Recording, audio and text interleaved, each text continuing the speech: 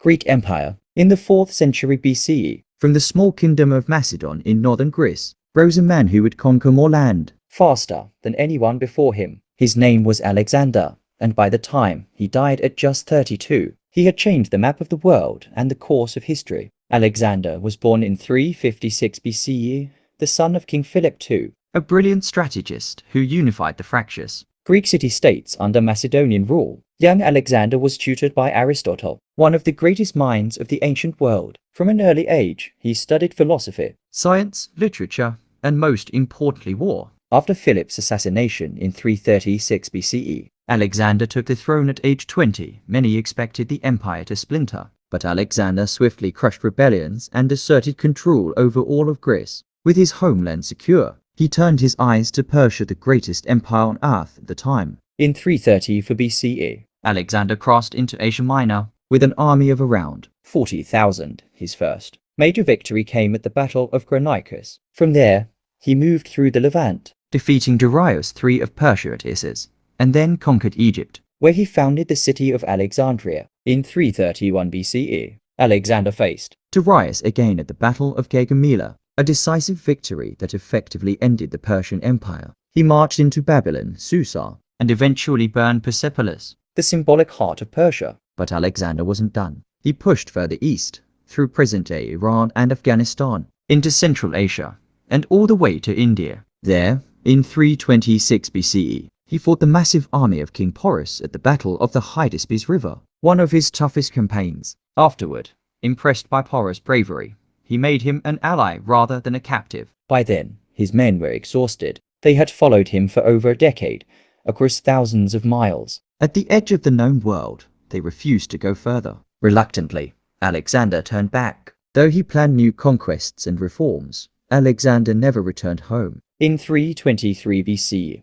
while in Babylon, he fell ill and died, possibly from fever, poisoning, or exhaustion. Without a clear heir, his generals, known as the Diadochi, divided the empire among themselves. What followed was decades of warfare, fragmentation, and the birth of new Hellenistic kingdoms in Egypt, Persia, and beyond. But Alexander's legacy wasn't just about conquest. Wherever he went, he spread Greek language, art, science, and philosophy. This blending of cultures created the Hellenistic world, a fusion of Greek and Eastern traditions that influenced architecture, religion, education, and governance for centuries. Cities he founded became centers of learning. Alexandria in Egypt, with its famous library, became the intellectual capital of the ancient world. Though his empire was short-lived, Alexander's impact was permanent. He redefined what it meant to be a conqueror, not just a taker of land, but a builder of culture. Roman Empire. The Roman Empire didn't rise overnight. It began humbly as a small town on the banks of the Tiber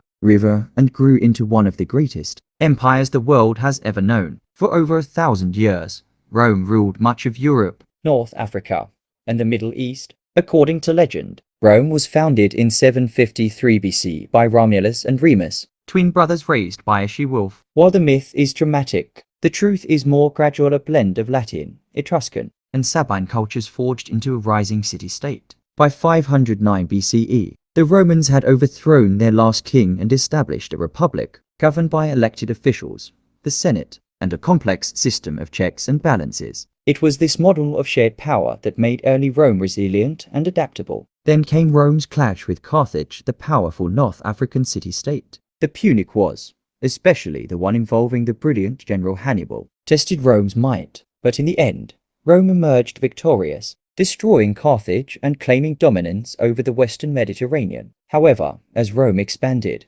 its republican system began to strain. Wealth flowed in, but inequality grew. Generals like Julius Caesar gained more power than the Senate could control. In 49 BC, Caesar famously crossed the Rubicon River, defying Roman law and sparking civil war. After his assassination in 44 BC, more turmoil followed until his adopted heir, Octavian, emerged victorious. In 27 BCE, Octavian became Augustus, the first emperor of Rome. The Republic was over, and the empire had begun. Under Augustus and his successors, Rome entered a golden age known as the Pax Romana, 2 centuries of relative peace and stability. Roads, aqueducts, public baths, and theatres were built across the empire. Latin became the language of law and government. Roman citizenship spread. Cities from Gaul to Judea, Britannia to Egypt, became Roman in infrastructure and identity. Rome's military machine was unmatched. Its legions were disciplined, well-equipped, and fiercely loyal. At its height, the empire ruled over 60 million people,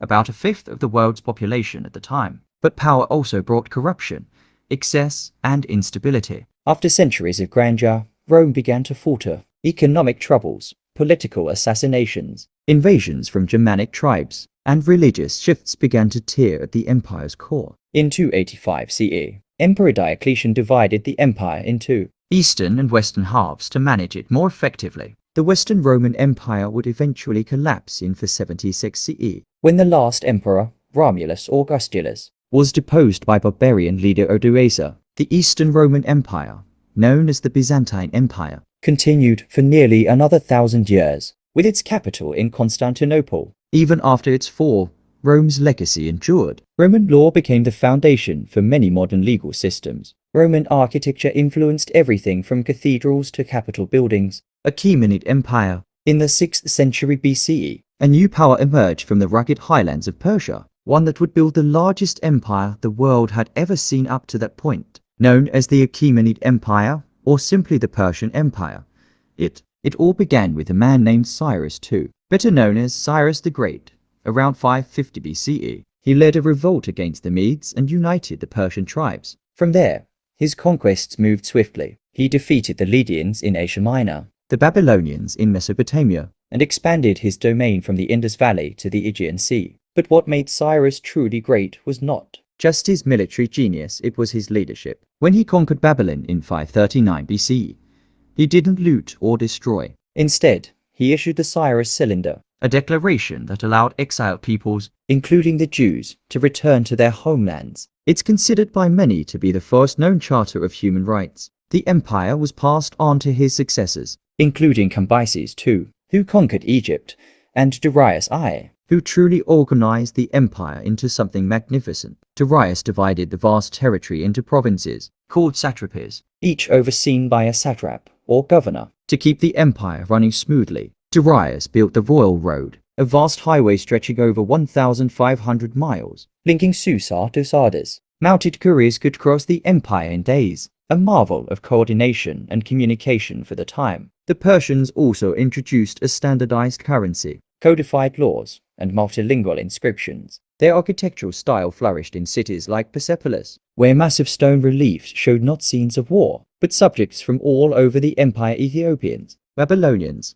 Greeks bringing tribute in peace. Importantly, the Persian kings practiced religious tolerance. Unlike many ancient conquerors, they did not impose their gods on others. The empire's official religion, Zoroastrianism, taught that humans had free will, that good would triumph over evil, and that truth and order, known as Asher, should guide all decisions. But even mighty Persia had enemies. In 490 BCE, the Greeks, long subjects and rivals of the empire, began resisting. Under Darius and later Xerxes I, Persia launched invasions into Greece, leading to legendary battles at Marathon, Thermopylae, and Salamis. Though Persia failed to subdue the Greeks, it remained a dominant power for another century. That changed in 330 for BCE, when Alexander the Great launched his campaign against Persia. In a series of stunning victories, he defeated King Darius III and marched into the heart of the empire. By 330 BCE, Persepolis burned, and the Achaemenid Empire was no more. Yet,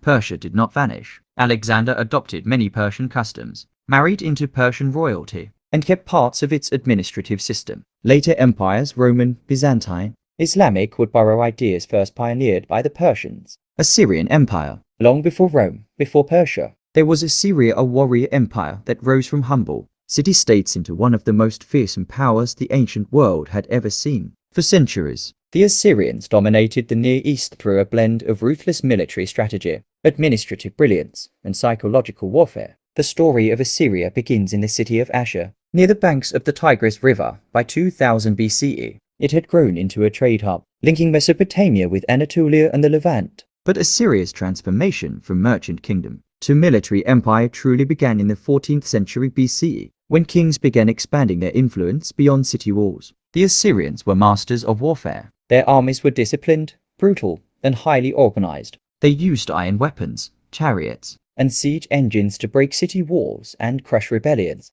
They perfected the use of cavalry and established one of the world's first standing armies. The Assyrian tactic was simple and effective: shock and awe. Cities that resisted were often destroyed, their populations deported, and their leaders publicly executed. At its height under kings like Tiglath-Pileser III, Sargon II, Sennacherib, and Ashurbanipal, the Assyrian Empire stretched from the Persian Gulf to the Mediterranean Sea, including Babylon, Syria, Israel, and parts of Egypt. It was the most expansive empire the world had seen up to that point. But Assyria was not just brute force. Its kings built magnificent cities like Nineveh and Karhu, adorned with palaces, temples, and intricate reliefs. Sennacherib famously rebuilt Nineveh, making it a city of gardens, wide roads, and monumental architecture. Ashurbanipal created one of the world's first great libraries, collecting thousands of clay tablets that preserve texts on history, science, and myth. Administratively,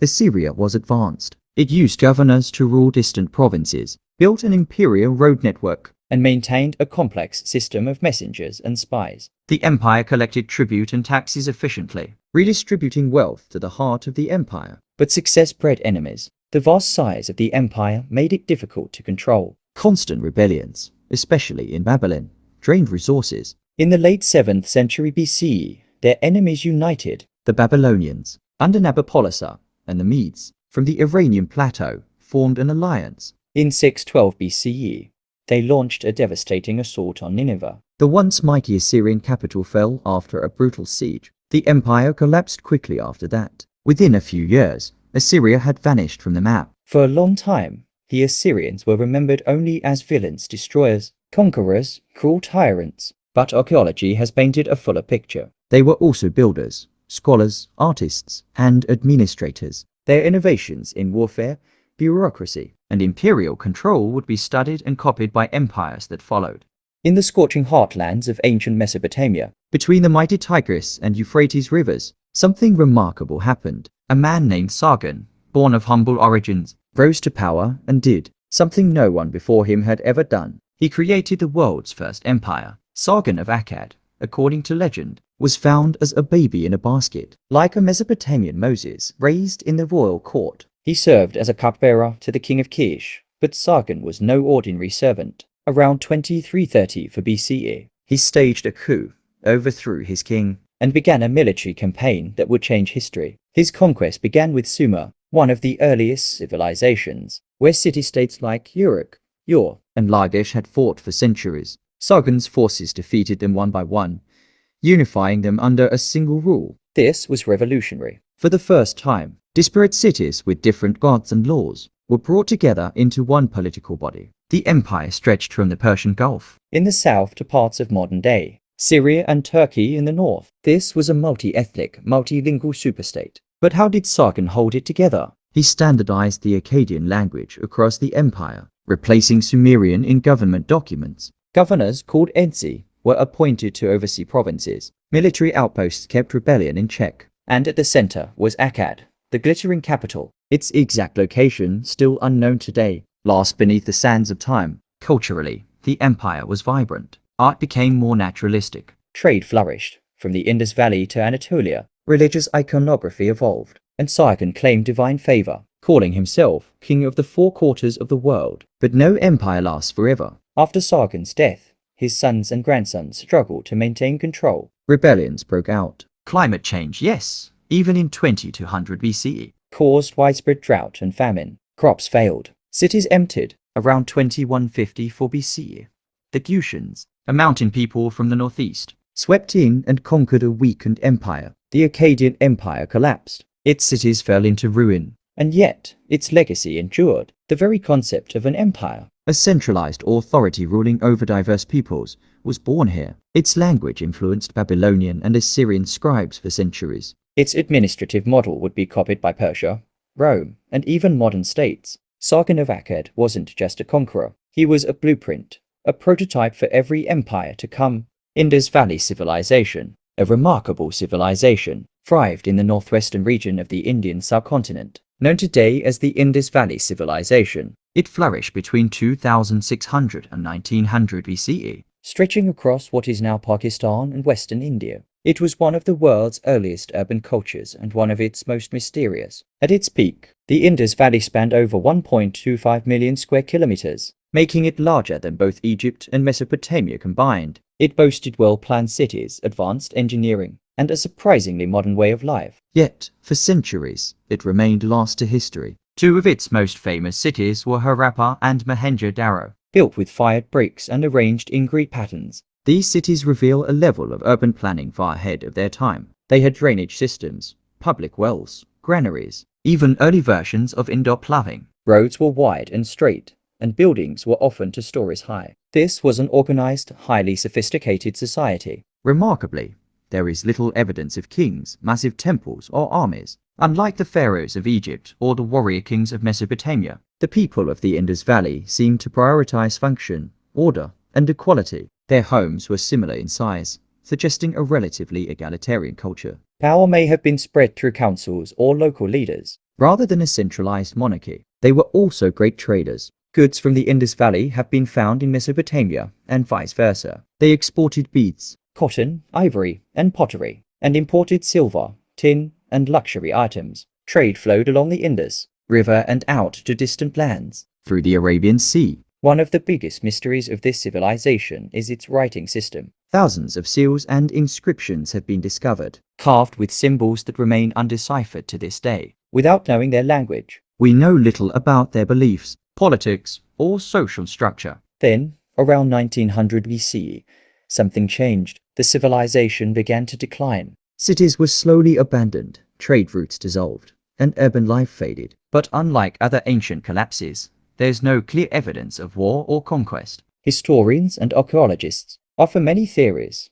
Climate change that dried up rivers, shifts in monsoon patterns, earthquakes, or even disease. Some believe the once mighty Sarasvati River dried up, forcing populations to migrate eastward. By 1300 BCE, the great cities were gone. Yet the cultural echoes of the Indus Valley lived on. Its people didn't disappear, they merged with incoming groups, shaping the future of Indian civilization. Elements of their traditions may have influenced the later Vedic culture, which laid the groundwork for Hinduism. The Indus Valley civilization was one of the most advanced of its time, yet it left behind more questions than answers. For over 3,000 years, ancient Egypt thrived as one of history's most enduring civilizations. The story begins around 3100 BCE, when King Narmer, also known as Menes, unified Upper and Lower Egypt. This marked the start of the First Dynasty and established a powerful central government ruled by pharaohs, kings who were believed to be divine. Egypt's entire worldview centered on Ma'at, the concept of cosmic order and balance,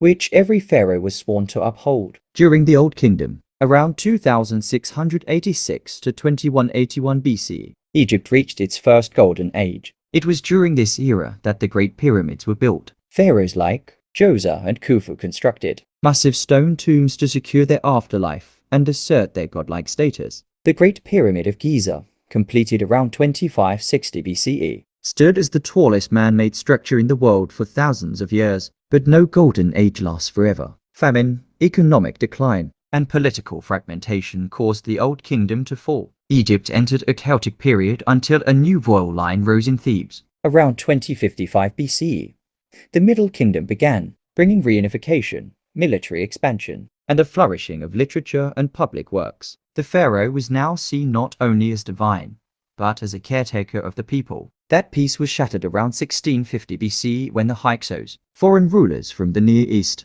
seized control of northern Egypt. They introduced innovations like horse-drawn chariots and new forms of warfare. But native Egyptians pushed back. A Theban prince, Ahmose I, eventually drove them out and ushered in the new kingdom. This period, from about 1550 to 1070 BCE, marked Egypt's peak. It became an empire, stretching into the Levant and Nubia. Pharaohs like Thutmose III were military geniuses, while Hatshepsut, a female pharaoh, expanded Egypt's wealth through trade. Akhenaten attempted to shift Egypt toward monotheism, but after his death, the old gods returned under his son, Tutankhamun. The most famous ruler of this age, Ramses II, led massive building projects and fought in the legendary Battle of Kadesh. Though it ended in a stalemate, it resulted in one of the earliest known peace treaties. Egypt, at this point, was a global superpower. However, by the 11th century BC, the empire began to fade. Internal strife, corruption, invasions by the sea peoples, and environmental instability weakened the state. The empire splintered. Foreign powers, Assyrians, Persians, and later the Greeks under Alexander the Great took control. The last Egyptian dynasty was the Ptolemies, a Greek royal line that included Cleopatra VII. Her alliance and downfall with Rome's Mark Antony marked the final chapter of ancient Egypt. In 30 BCE, it became a Roman province. Yet, Egypt's legacy was far from lost. Its art, science, and religious ideas influenced Greece, Rome, and beyond. From temple ruins to hieroglyphic texts, the echoes of this ancient empire continue to shape our view of civilization. Babylonian Empire. In the heart of ancient Mesopotamia, along the banks of the Euphrates River, rose one of history's most influential civilizations, Babylon. Known for its towering ziggurats, legal innovations, and legendary kings, Babylon's origins go back to the early 2nd millennium BCE. But it wasn't until Hammurabi came to power around 1790 to BCE that it truly rose to prominence. Under Hammurabi, Babylon grew from a modest city-state into an empire, stretching across most of Mesopotamia. Hammurabi's greatest legacy was not just military conquest, it was law. The Code of Hammurabi, carved into a black stone pillar and written in cuneiform, was one of the world's earliest and most complete legal codes. It covered everything from trade and theft to marriage and slavery. The famous phrase, "an eye for an eye," comes from this code, reflecting the strict, often brutal, concept of justice in ancient times. But Babylon was more than laws and kings. It was a cultural powerhouse, a center of learning, astronomy, mathematics, and literature. Scribes and scholars recorded vast libraries of knowledge. Priests mapped the movements of stars, made calendars, and predicted eclipses. After Hammurabi's death, the empire weakened and eventually fell to outside forces, including the Hittites and Kassites. But Babylon was far from finished. Over the centuries, it would rise again stronger and grander. Its second golden age came in the 7th and 6th centuries BCE, under the Neo-Babylonian Empire, led by the powerful king Nebuchadnezzar II. He is remembered for transforming Babylon into one of the most dazzling cities of the ancient world. Massive double walls surrounded the city, and inside stood the majestic Ishtar Gate, decorated with blue glazed tiles and mythical beasts. Babylon became a symbol of imperial might and divine favor. According to ancient writers, Nebuchadnezzar also built the Hanging Gardens of Babylon, one of the 7 wonders of the ancient world, though their exact existence is debated. The legend speaks to Babylon's reputation for grandeur. Yet Babylon was not without controversy. It's also remembered for its conquest of Jerusalem, the destruction of Solomon's temple, and the exile of the Jewish people known in history as the Babylonian captivity. This moment would echo through biblical texts and shape the religious history of the region. The empire eventually fell to the rising power of Persia. In 539 BCE, Cyrus the Great of the Achaemenid Empire entered Babylon without a fight. He respected its culture and allowed exiled peoples, including the Jews, to return to their homelands. Though Babylon lost its independence, it remained a vital part of the Persian world. Over time, the city faded. Conquered by Alexander the Great, passed from empire to empire, it was slowly abandoned, swallowed by desert sands. Today, Babylon exists as a ruin, but its influence lives on.